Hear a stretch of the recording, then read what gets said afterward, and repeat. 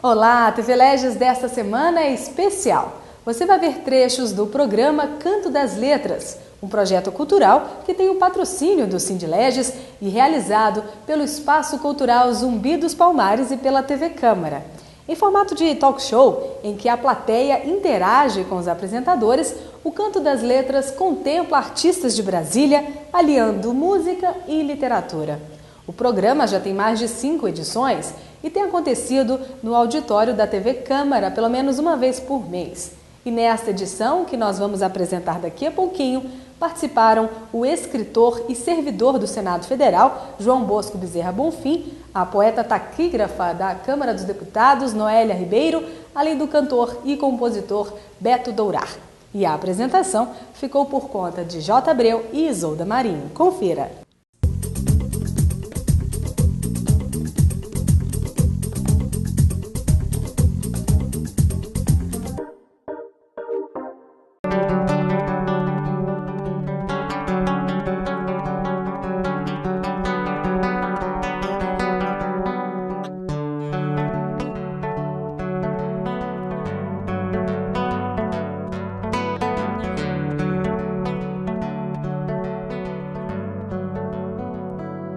Quando você vem,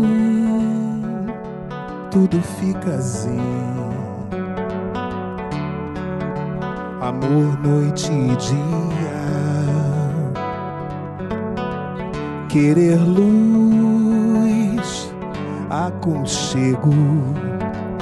Ombro, colo, carícia.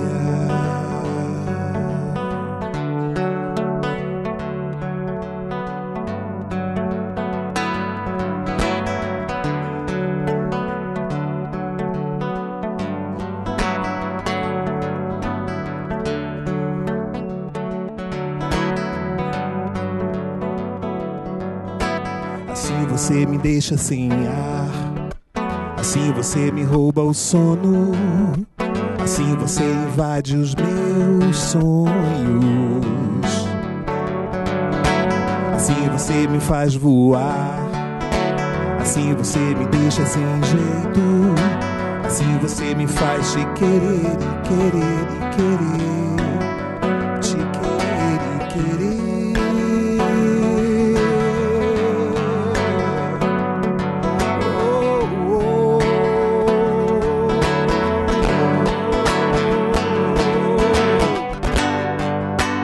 Deixa o coração voar, vem em meu peito se alinhar. Só amor pode transformar correntes em asas, em sorrisos lágrimas.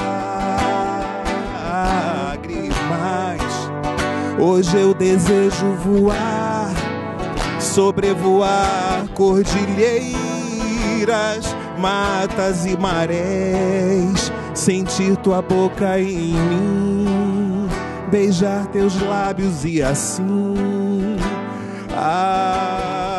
amanhecer,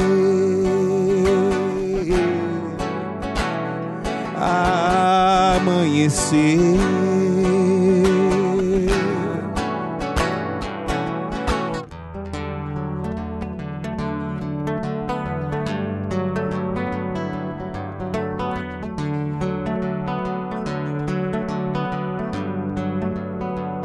Mas quando você vem,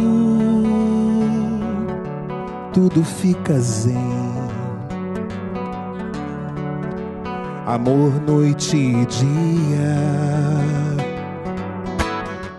Querer luz, aconchego. Ombro, colo, carícia.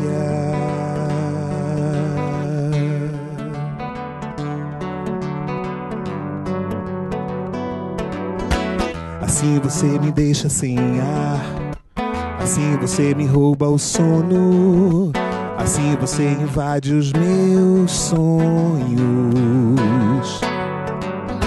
assim você me faz voar, assim você me deixa sem jeito, assim você me faz te querer e querer e querer e querer e querer. te querer.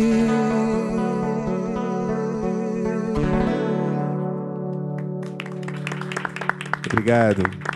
Muito obrigado. Olá, este é o Canto das Letras, um projeto de literatura e música realizado pelo Espaço Cultural Zumbi dos Palmares, aqui da Câmara dos Deputados, e com o apoio do Sindileges. Hoje recebemos aqui João Bosco Bezerra Bonfim, a poeta Noélia Ribeiro e o compositor Beto Dourá. Comigo, a minha parceira Isolda Marinho. Gente, obrigado pela presença de vocês.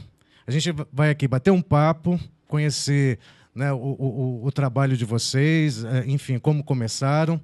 E eu tenho aqui uma questão que é a seguinte. Semana passada eu fui a um aniversário de uma conhecida e, num determinado momento, após os parabéns, algumas pessoas quiseram prestar homenagens a ela, enfim, cantando ou declamando poesia. E, em especial, uma pessoa resolveu declamar uma poesia própria.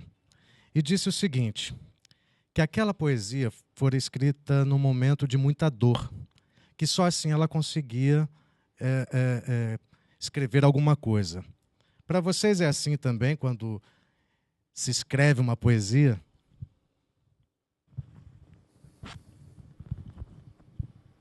Mais ou menos, sim. Porque eu escrevo a partir do desconforto. E, às vezes, o desconforto é causado pela dor, sim.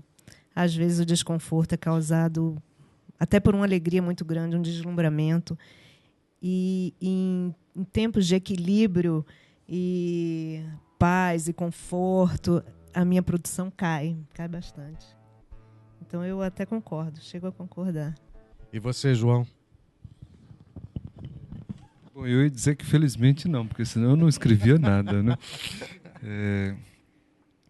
Mas eu não sei se... Não, de fato não é a dor. Eu acho que pode ser uma alegria, pode ser um espanto, pode ser...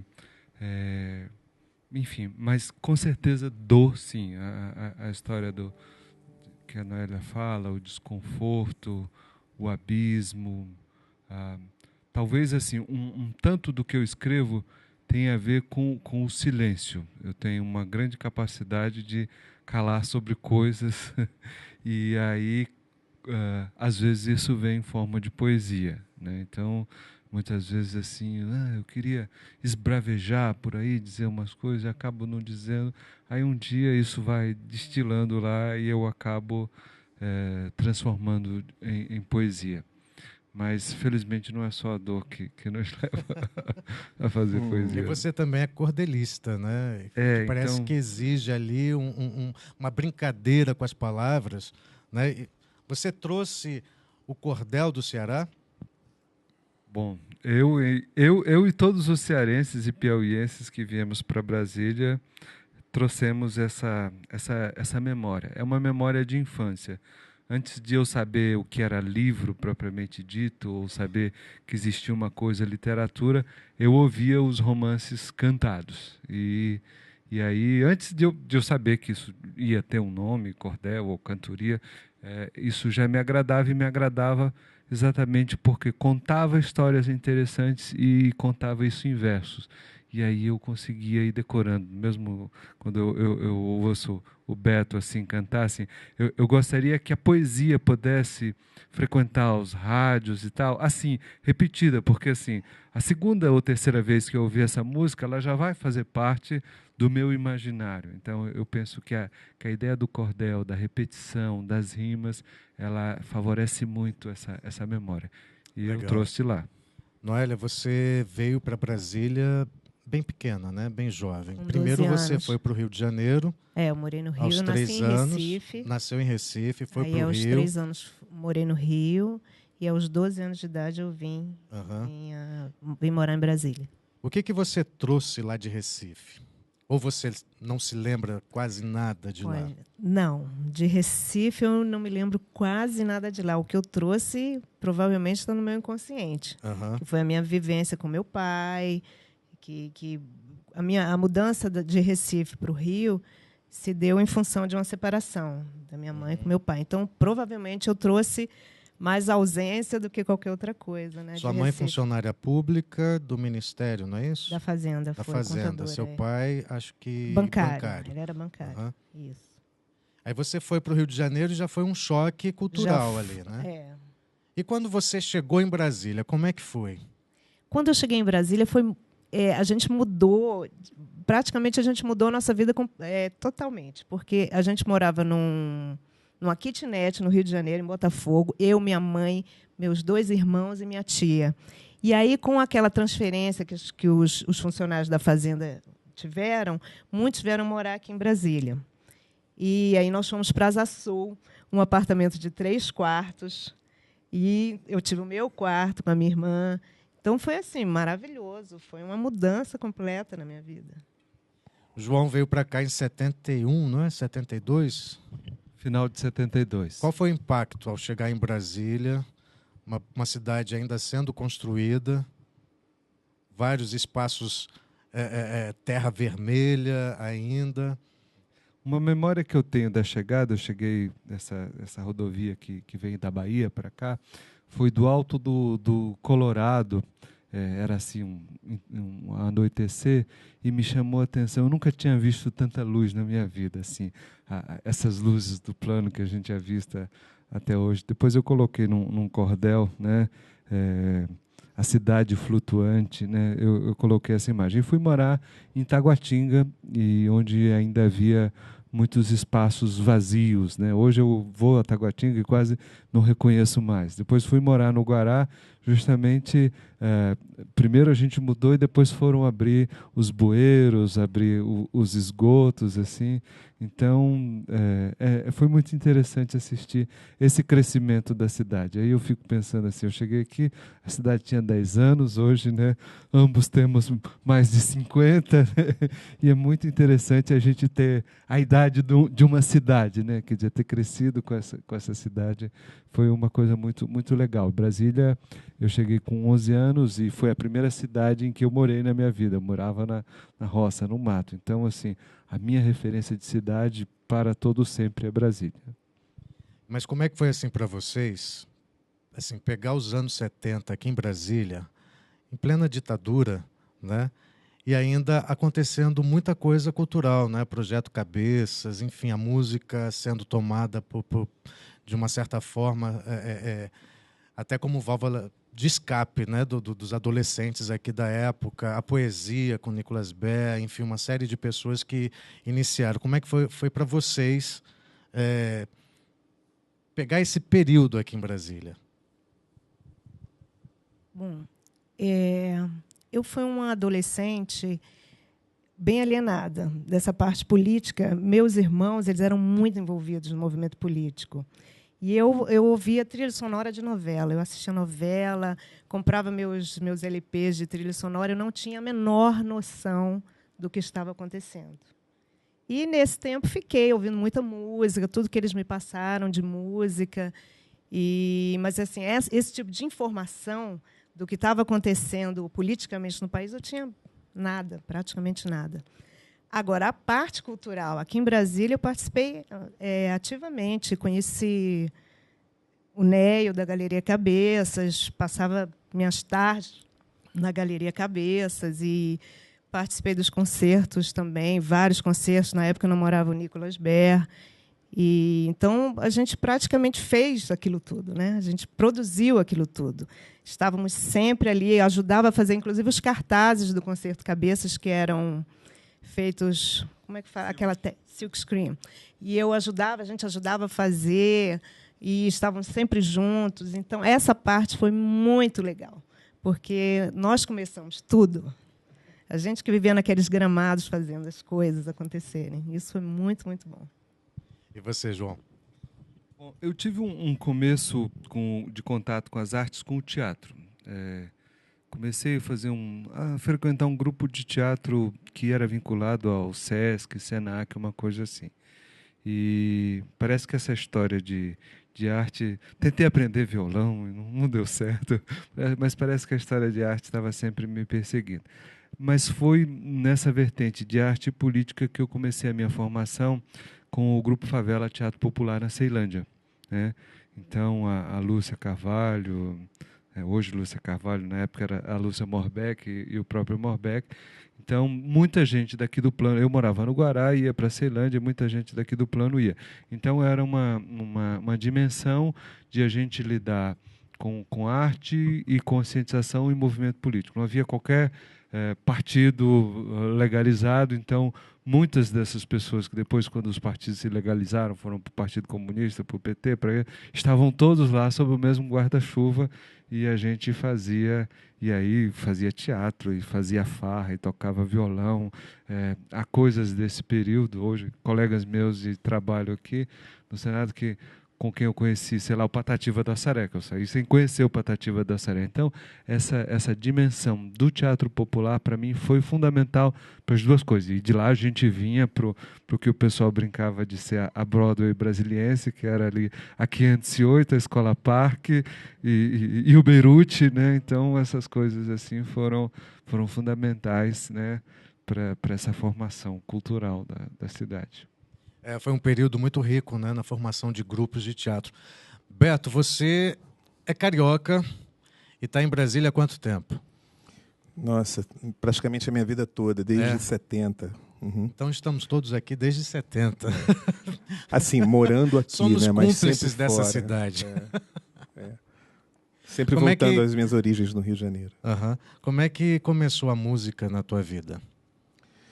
Minha música começou precocemente porque eu estudei num colégio de freiras, e nesse colégio tinha um coral muito legal. Foi meu primeiro contato com a música, eu já entrei logo para o coral, e depois nós ganhávamos nota no final do semestre, dos bimestres, aliás, né, que era dividido em bimestre, aqueles alunos que fossem ao Teatro Nacional assistir o concerto da Orquestra Sinfônica do Teatro Nacional. Chamava-se Concertos para a Juventude.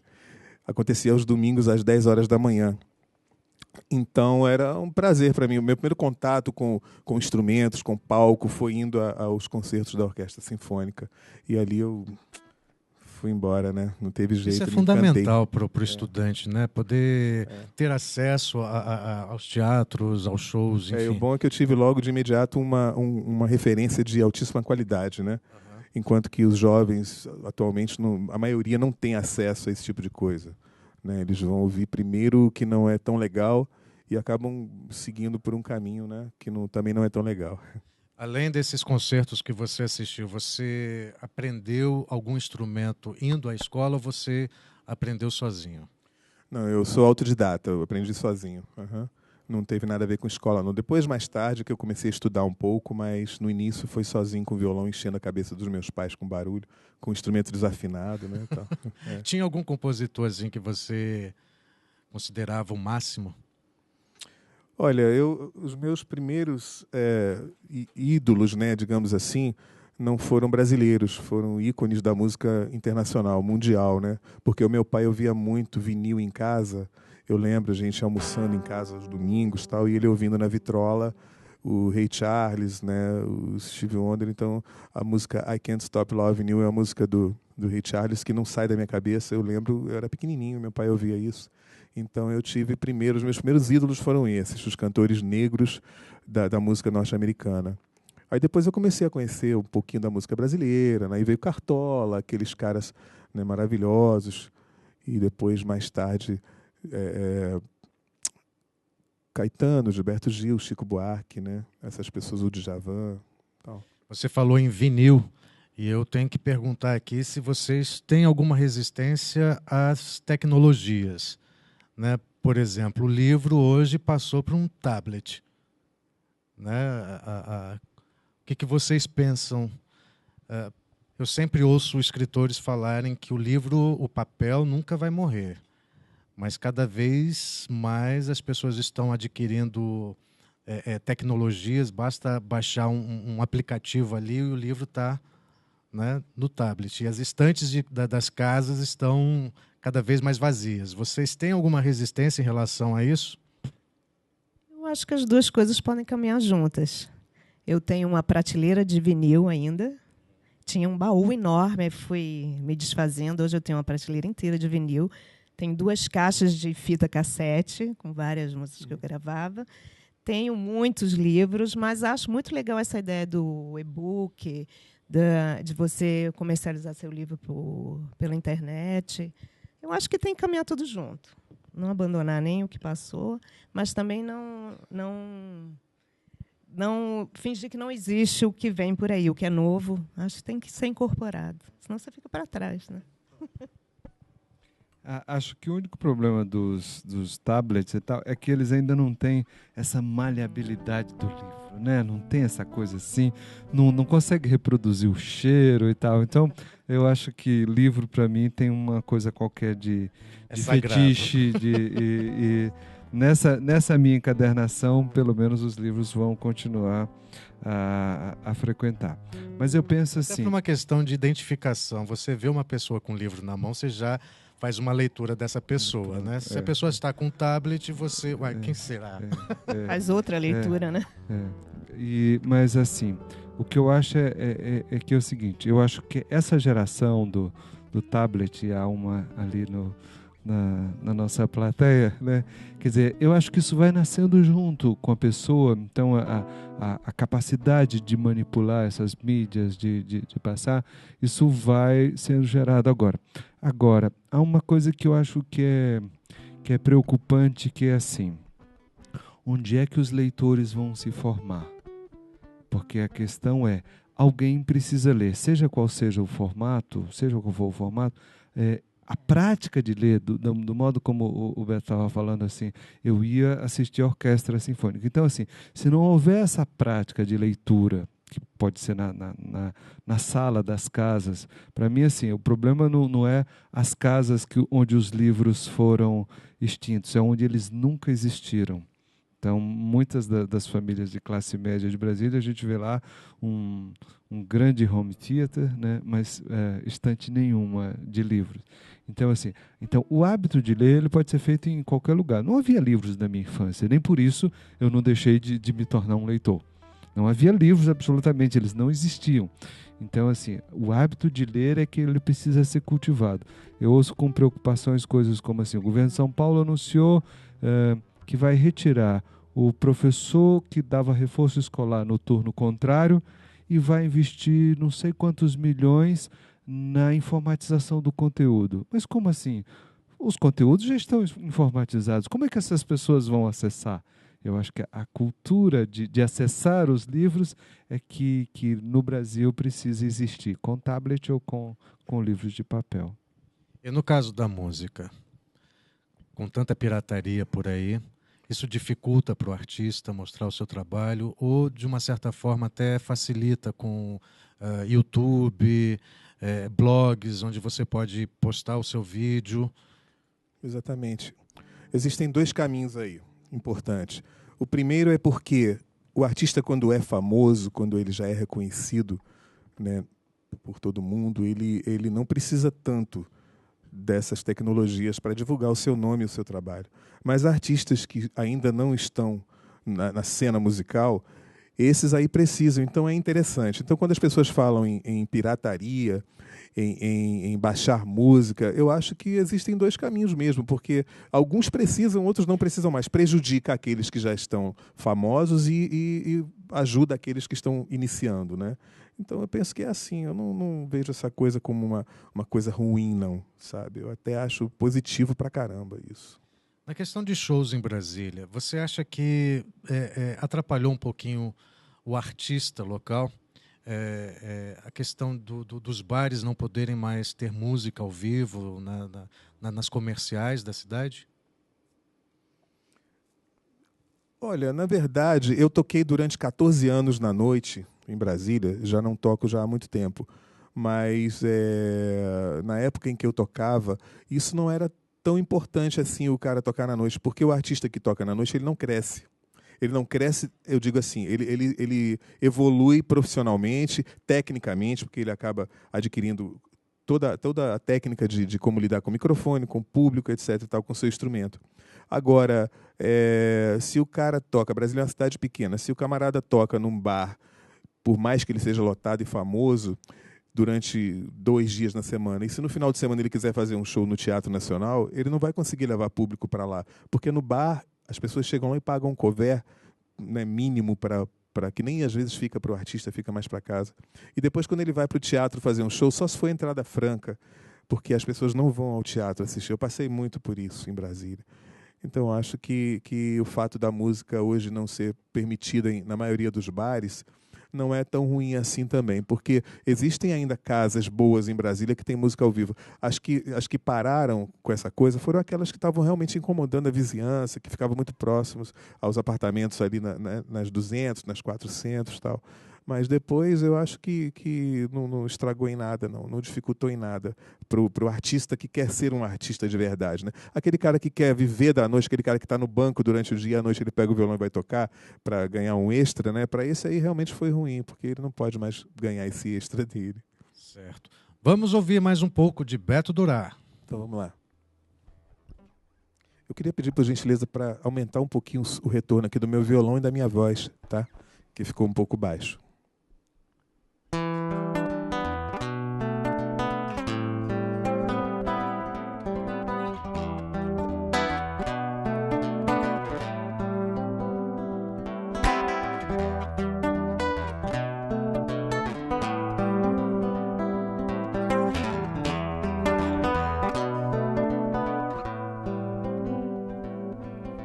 A luz do teu olhar quase me cegou. Era o prelúdio do amor. Olhos, boca, língua, a magia de amar me ensina. Os mistérios do amor me ensina. O balé dos lábios. Agora é tarde demais pra fugir de mim. O teu olhar quase me cegar, não foi tão ruim assim. E quando amanhã chegar, eu quero te ver aqui.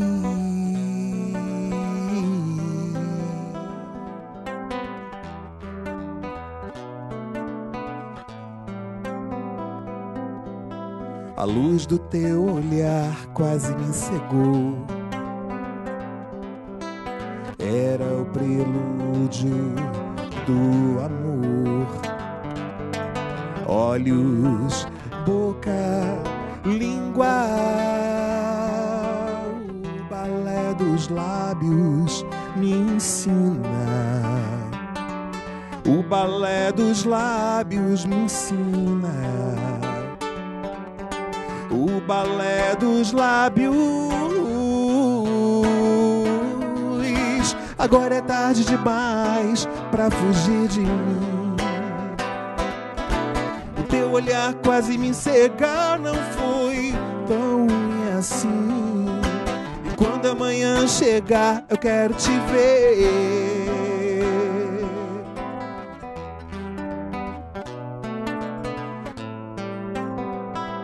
Bom, no próximo programa você acompanha a segunda parte do Canto das Letras aqui na TV Leges. Não perca! Tchau!